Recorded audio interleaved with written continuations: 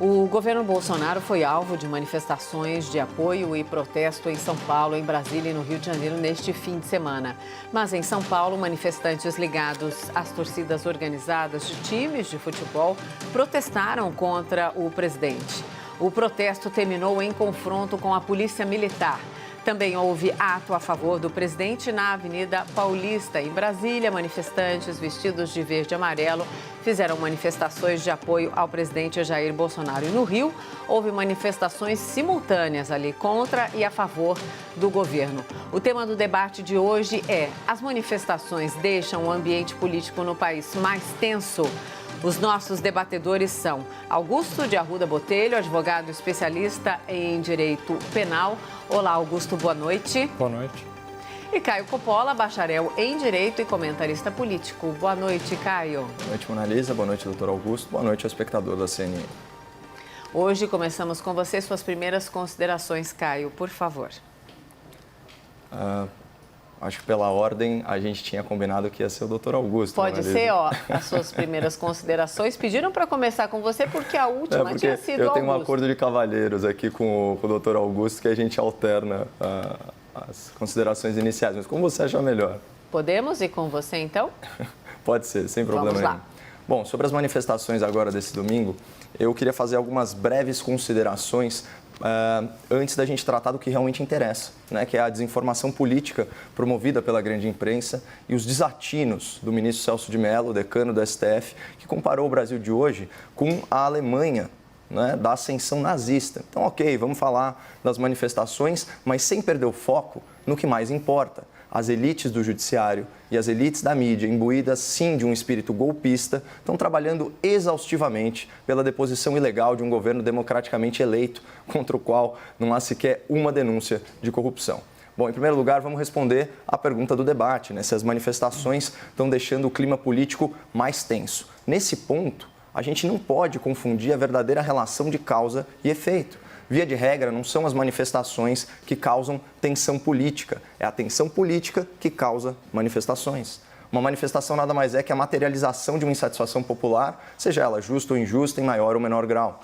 Existem manifestações mais orgânicas, né, que muitas vezes contam aí com a adesão espontânea de milhares e milhares de participantes, e existem também manifestações militantes ou mercenárias, a serviço de agentes políticos que, por vezes, pagam pela adesão de manifestantes, seja com dinheiro, seja com mortadela ou qualquer outra vantagem. Então, quando nós vemos membros de torcidas organizadas, cuja reputação é de conexão com o crime organizado, se engajarem politicamente nas ruas e, ato contínuo, recorrerem à violência física, atacando inclusive a força policial, fica muito difícil reconhecer essa manifestação como legítima e fica ridículo qualificá-la como um ato pró-democracia.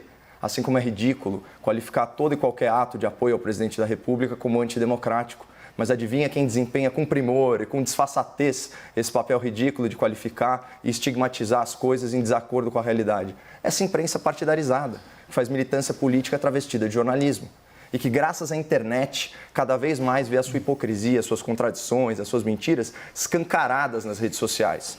Então, reparem que parlamentares e influenciadores ligados à oposição são inexplicavelmente favoráveis à censura de conteúdo nessas plataformas online. Não é à toa. O caso mais patético de desinformação que as manifestações de domingo nos propiciaram foi a fantasiosa associação entre bolsonarismo e nazismo. Se você é adepto dessa teoria extremista, talvez te falte um pouco de estudo e de informação sobre o que foi o regime nazista e o que ele propunha. Parece que na impossibilidade de acusar o presidente de corrupção ou qualquer outro crime que custa em não aparecer, a oposição resolveu apelar para uma falácia infantil, que a gente chama em retórica de argumento ad Hitlerum ou reductio ad nasium. Essa estratégia consiste em associar o seu adversário político a ideias nazistas ou ao próprio Hitler. Parece meio tosco, mas muitas vezes funciona, porque gera uma reação emocional, visceral no público. Afinal, o nazismo, o fascismo e o comunismo representam tudo que a humanidade conseguiu gerar de pior em termos de organização política e social. E para vocês verem como essa tática de usar a carta do nazismo é manjada, eu mesmo já tive a oportunidade de desconstruir essa falácia em outra ocasião aqui no programa em 20 de abril, né, quando se tentou estigmatizar como simpáticos ao nazismo os participantes de manifestação pela flexibilização da quarentena horizontal.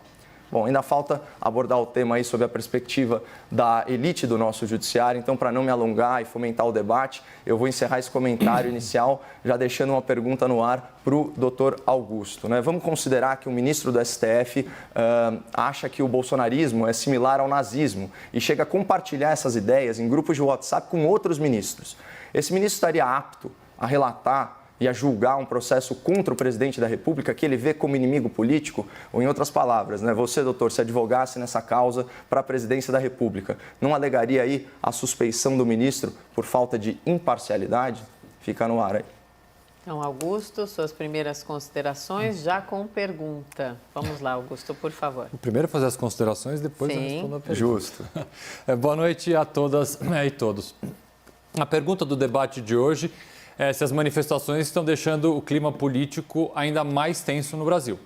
E eu vou ter que responder essa pergunta com uma outra pergunta. Que manifestações? As manifestações que defendem a democracia e o Estado democrático de direito, ou as manifestações com pautas, atos e falas que propõem uma ruptura democrática? Uma ruptura na democracia, melhor. O presidente Bolsonaro foi eleito com alguns lemas. Brasil acima de tudo e Deus acima de todos. Liberal na economia e conservador nos costumes. Um jeito novo de fazer política sem o toma lá da cá. Vamos armar o cidadão de bem, entre outros temas. Antes de ser candidato, Bolsonaro, no plenário da Câmara dos Deputados, homenageou um notório e violento torturador. E fez isso abertamente, exercendo o seu direito constitucional de livre manifestação. Depois de eleito e percebendo que governar um país é bem diferente do que passar 28 anos como parlamentar, o presidente foi se perdendo. Perdendo apoio político, perdendo apoio popular e não conseguindo de forma mínima fazer com que pautas importantes para o país, reformas importantes para o país fossem aprovadas. E não fez isso porque o parlamento brasileiro assim não queria. Fez isso porque foi inábil politicamente. No meio disso tudo surge uma pandemia. Uma pandemia que hoje em nosso país está relativamente controlada em alguns estados, mas fora de controle em outros. Dentre muitas posturas reprováveis do governo federal em relação a esse tema, a gente pode resumir a ação do governo no combate à Covid-19 com a célebre frase do presidente: e daí? Com sua imagem desgastada e perdendo cada vez mais apoiadores dentro e fora do Congresso Nacional, o presidente fez aquilo que era temido. Iniciou, através de manifestações, de falas e de atos, uma ruptura institucional. Nunca, e eu já disse isso aqui, nunca na nossa história uma ruptura foi tão anunciada. Os avisos chegam a um ponto que um de seus filhos diz que não é mais uma questão de se, e sim uma questão de quando haverá essa ruptura. Hoje, há poucas horas, tivemos a manifestação do Procurador-Geral da República afirmando ser possível a intervenção das Forças Armadas quando, abre aspas, um poder invade a competência de outro poder. Curioso que essas movimentações antidemocráticas sempre vêm seguidas de um pedido de desculpas, de uma explicação, de não era bem assim. Primeiro, e para lembrar apenas alguns desses atos, o presidente e seus filhos e até ministros citam o AI-5. Repreendidos por toda a sociedade, falam: não, eu fui mal interpretado. No meio da pandemia, o presidente, desrespeitando todos os protocolos de higiene, participa de manifestações que o principal pedido era o fechamento do Congresso e do Supremo. Não estou incentivando esses pedidos, apenas vim dar um oi para os meus apoiadores. Quando um dos seus ministros flerta com a estética nazista, foi exceção? Ou será que a gente esqueceu do vídeo do Roberto Alvim? Quando bandeiras são exibidas em manifestações, bandeiras que até podem originalmente ser históricas em determinados países, mas hoje são sim apropriadas por movimentos de extrema-direita na Europa, eles dizem: mas o embaixador disse que essa bandeira representa a terra fértil e o sangue. É óbvio que seria essa a resposta do embaixador.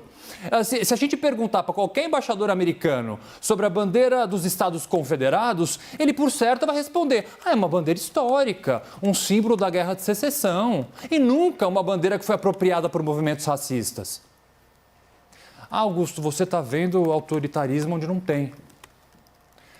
Qual é a explicação do presidente para compartilhar em redes sociais um vídeo com uma frase atribuída a Benito Mussolini? Vamos falar que isso é fake news? Que Mussolini foi um bom velhinho?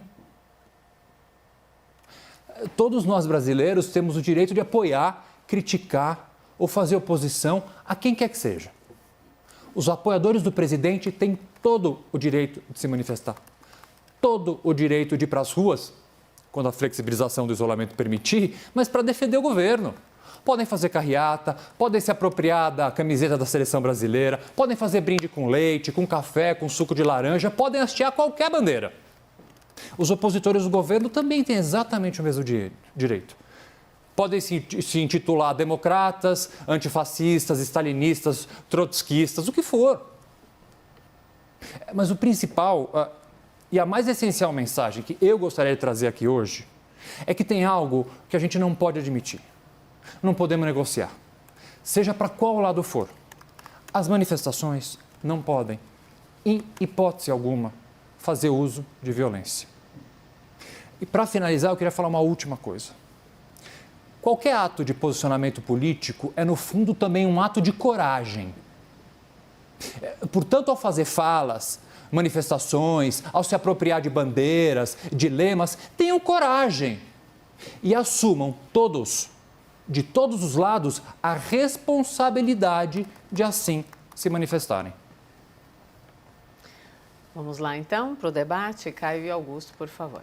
Eu queria já devolver a palavra aí para o doutor Augusto, por curiosidade mesmo, saber a resposta dele à minha pergunta, né? Eu falei aí das elites, tanto da mídia quanto do judiciário, né, que estavam organizadas aí no sentido de desconstruir o governo federal e sempre estabelecer esse link equivocado, baseado em desinformação entre o bolsonarismo e o nazismo. Né? Então a gente teve o episódio, né, das mensagens vazadas e não contestadas atribuídas aí ao ministro Celso de Mello, que é relator, né, do inquérito que investiga a suposta interferência da Presidência da República na Polícia Federal. Ele expressamente comparou o bolsonarismo ao nazismo. Né? Então eu perguntei para o doutor Augusto que, na qualidade aí de defensor da causa da Presidência da República, se ele não alegaria a suspeição do ministro que fez essa comparação, ao meu ver indevida, né? Já que isso demonstra uma certa parcialidade no julgamento, poderia denotar isso. Uhum. Bom, vamos falar sobre essa manifestação do ministro Celso de Mello, só para, se o espectador não acompanhou isso. Foram vazadas algumas mensagens trocadas em WhatsApp, não se sabe ao certo que grupo de WhatsApp seria, ou se era para uma pessoa específica ou só, tem essa dúvida ainda, mas há um texto bem longo, atribuído e, de certa forma, confirmado pelo ministro Celso de Mello, em que ele faz uma série de ponderações. Uma delas, e acredito que seja essa que o Caio se refere, eu vou ler aqui porque ela é curta. Ela diz a seguinte: guardadas as devidas proporções, o ovo da serpente, à semelhança do que ocorreu na República de Weimar, Alemanha, parece estar prestes a eclodir no Brasil. Aí ele cita uma série de datas aqui, nomes de primeiros ministros. O ministro Celso de Mello é uma pessoa muito culta. E ele finaliza assim: é preciso resistir à destruição da ordem democrática para evitar o que ocorreu na República de Weimar, quando Hitler não hesitou em romper e em nulificar a progressista, democrática e inovadora Constituição Weimar. Caio, por este trecho aqui, se algum cliente... Uma pergunta, vamos lá, aqui é uma consulta jurídica, vamos fazer uma consulta de... Vou até ligar o taxímetro aqui. Eu diria que um cliente teria pouquíssima chance em ter sucesso numa suspeição alegando esse texto, porque, veja bem, não é... E aqui... É difícil um pouco essa posição de interpretar o que a outra pessoa fala, mas a interpretação que eu faço é que ele está fazendo duas comparações históricas, que não necessariamente comparam o governo Bolsonaro a um governo nazista. E essa comparação, eu concordo com você, ela é extremamente delicada de fazer e, assim, com o clima extremamente belicoso e violento até que nós estamos passando, não só no Brasil como no mundo, eu tenho bastante cuidado em fazer qualquer tipo de afirmação nesse sentido. Eu não vejo de forma bastante transparente e honesta nessa afirmação do ministro Celso de Mello, principalmente por ser quem é o ministro Celso de Mello, uma comparação de regimes.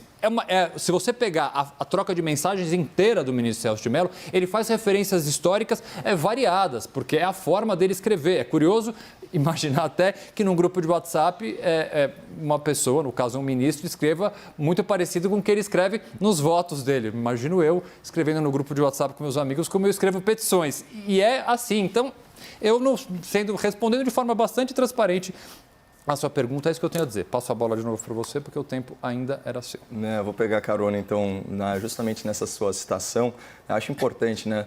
Você trouxe esse elemento também, o ministro não contestou, né, a autoria da fala, inclusive o fato dela aparecer mais uma petição já denota aí uma certa intenção no vazamento para a imprensa, que apesar de ser um fato ilegal, né, especialmente se nós considerarmos, né, que era um grupo aí entre ministros, né, que continha aí como seus participantes ministros do STF, apesar de ser ilegal, ninguém se importou muito porque essa era a real intenção, né, provocar esse tipo de relação. Então, eu vou ler de novo aqui para o espectador da CNN esse trecho inicial da mensagem do ministro Celso de Mello. Abre aspas. Guardadas as devidas proporções, o ovo da serpente parece estar prestes a eclodir no Brasil. Quando a gente fala em ovo da serpente, né, todo mundo lembra daquele filme icônico, né, do diretor sueco Ingrid Bergman, que retrata aí a desordem, né, de certa forma o desacerto social, a tensão social que antecederam a ascensão do Terceiro Reich e do regime nazista. Mas esse título ele é derivado, na verdade, de um clássico da língua inglesa, né, que é Júlio César, ou A Tragédia de Júlio César,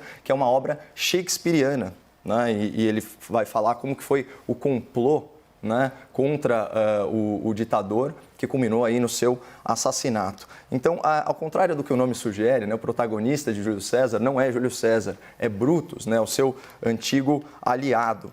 E olha que interessante, ele reconhece que Brutus é seu amigo e que nunca fez nada contra o povo de Roma, mas eventualmente ele reconhece que Júlio César deveria sim ser morto para impedir que um mal eventual acontecesse. Né? Então ele se junta à conspiração, certo? Para matar o aliado, e ele diz o seguinte sobre César, vamos aqui citar Shakespeare no grande debate, doutor, abre aspas, um ovo de serpente que eclodindo como a sua espécie, cresceria malevolamente, pelo que o urge matar na casca.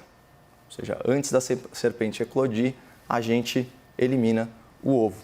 Então percebam que o decano do STF, ele é golpista até nas suas analogias literárias, porque ele quer matar o Bolsonaro na casca, essa é a verdade, alegando o seguinte, aqui outro trecho da mensagem do decano, abre aspas, bolsonaristas desprezam a liberdade e odeiam a democracia.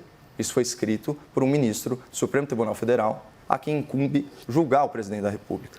Então, de onde ele pode ter tirado isso, se publicamente o presidente só faz defender a liberdade, inclusive contra o autoritarismo de governadores, contra o autoritarismo de corporações internacionais de internet, contra o autoritarismo do próprio STF, né? Qual o direito, e eu sempre me pergunto isso, qual o direito e garantia fundamental, né, que esse governo federal restringiu, limitou ou extinguiu? Não vamos falar de palavras, vamos falar de atos. Porque eu já mencionei aqui para o espectador da CNN N decisões inconstitucionais do Supremo Tribunal Federal. Qual minoria vai para falar em perseguição, já que falam tanto em fascismo, em nazismo, né, no extermínio da divergência política? Qual é a minoria efetivamente perseguida por esse governo? Perseguida até do ponto de vista jurídico. Não precisa ser nem físico. Né? E assim, por favor, alguém me cite um ato ilegal que seja de natureza totalitária e fascista cometido pela presidência da República. As pessoas não conseguem enumerar. Então, chamam uma pessoa de fascista, de nazista e não conseguem dar um exemplo concreto. Né? Porque na vida real ainda nem se provou que Bolsonaro tenha cometido sequer um crime de responsabilidade, um crime menor. Tentam de qualquer forma, querem puni-lo por quê? Por erro futuro, que é o que a gente sempre discute aqui, depor um governo por antecipação, né? Com esse argumento lírico e irresponsável de que o Bolsonaro é um ovo de serpente. É exatamente isso. Então, assim, além de golpista, associar o Bolsonaro a Hitler e os bolsonaristas aos nazistas é ridículo e patético, até porque que nazista que adora o Estado de Israel e recebe o primeiro-ministro israelense na sua posse? Pense sobre isso.